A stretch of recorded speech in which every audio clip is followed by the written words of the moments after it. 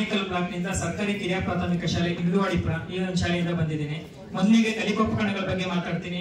ಈ ಒಂದು ಕಲಿಕೋಪಕರಣಗಳಂದ್ರೆ ಒಂದು ಏನಾಗ್ಬೇಕು ಅಂತಂದ್ರೆ ಒಂದು ಕಲಿಕೋಪಕರಣ ಹಲವು ಪರಿಕಲ್ಪನೆಗಳು ಒಂದು ಕಲಿಕೋಪಕರಣ ಇನ್ನು ಒಂದು ಥೀಮನ್ನು ಇಟ್ಕೊಂಡು ಒಂದು ಕಲಿಕೋಪಕರಣವನ್ನು ನಾವು ತಯಾರಿಸಿಕೊಂಡ್ರೆ ಅದು ಮಕ್ಕಳಿಗೆ ಇಟ್ಕೊಂತಿರ್ಬೇಕು. ಒಂದು ಚಾರ್ಟ್ ಅಲ್ಲಿ ಗೋಡೆನಲ್ಲಿ ನೇತಾಕ್ಬಾರ್ದು. ಪ್ರತಿನಿತ್ಯ ಮಕ್ಕಳು ಅದನ್ನ ಬಳಸಬೇಕು.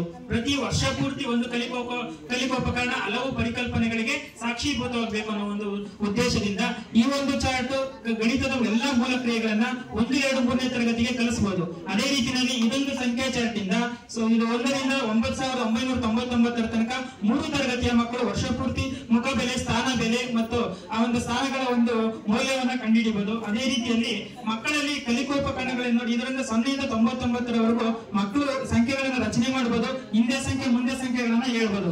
ಅದೇ ರೀತಿಯಲ್ಲಿ ಮಕ್ಕಳಿಗೆ ಕಲಿಕೆ ಜೊತೆಗೆ ಇವತ್ತು ಮಕ್ಕಳಿಗೆ ಇರ್ತಕ್ಕಂಥ ಸೃಜನಾತ್ಮಕತೆ ಮತ್ತು ಕ್ರಿಯಾಶೀಲತೆಯನ್ನು ಗುಡಿಸೋದು ಬಹಳ ಮುಖ್ಯ. ಹಾಗಾಗಿ ನಾನು ನಮ್ಮ ಶಾಲೆಯಲ್ಲಿ ಕ್ಲಬ್ ಚಟುವಟಿಕೆಯಲ್ಲಿ ಮಕ್ಕಳಿಗೆ ಏನು ಯಾವುದೇ ರೀತಿಯ ರೆಡಿಮೇಡ್ ತಗೋಬಾರದೆ, ಕೃತಕವಾಗಿ ವಸ್ತುಗಳನ್ನು ಬಳಸದೆ ಶಾಲೆಯಲ್ಲಿ ಮಕ್ಕಳಲ್ಲಿರತಕ್ಕಂಥ ಸೃಜನಾತ್ಮಕತೆಯನ್ನು ಪ್ರೋತ್ಸಾಹಿಸುವ ಉದ್ದೇಶದಿಂದ ಶುಭಾಶಯ ಪತ್ರಗಳು, ಆಮಂತ್ರಣ ಪತ್ರಿಕೆಗಳನ್ನ ಬಳಸಿ ಆ ಒಂದು ಆಧಾರದ ಮೇಲೆ ಏನ್ ಮಾಡಿದೆ ಅಂತಂದ್ರೆ ಮಕ್ಕಳಿಗೆ ಗಣರಾಜ್ಯೋತ್ಸವಕ್ಕೆ ಮಕ್ಕಳಿಗೆ ಪೋಷಕರಿಗೆ ಅವ್ರ ಕೈಯಿಂದಲೇ ಒಂದು ಆಮಂತ್ರಣ ಪತ್ರಿಕೆಗಳನ್ನ ಸಿದ್ಧಪಡಿಸಿ ಅದ್ರ ಮೂಲಕ ಕಾರ್ಯಕ್ರಮವನ್ನು ನಡೆಸಿದೆ. ಅದೇ ರೀತಿಯಲ್ಲಿ ವಿದ್ಯಾದೀಪ ಕಾರ್ಯಕ್ರಮದಲ್ಲಿ ಕಲಿಕಾಮೂಲಿಗೆ ಸಂಬಂಧಿಸಿದಂತೆ ಮೊದಲು ನಮ್ಮ ಶಾಲೆಯನ್ನ ಮಾದರಿಯಾಗಿ ಇಟ್ಕೊಂಡು ಪೋಷಕರನ್ನ ಕರೆಸಿ ಆ ಒಂದು ಪೋಷಕರ ಮನವೊಲಿಸಿ ಮನೆಯಲ್ಲೂ ಸಹ ಸೂಕ್ತವಾದ ಕಲಿಕಾ ವಾತಾವರಣ ಇರಬೇಕು ಅಂದ್ಬಿಟ್ಟು ನನ್ನ ಶಾಲೆಯಲ್ಲಿ ನಾನು ಬಂದಾಗ 5 ವರ್ಷಗಳ ಹಿಂದೆ 7 ದಾಖಲಾತಿ ಇತ್ತು.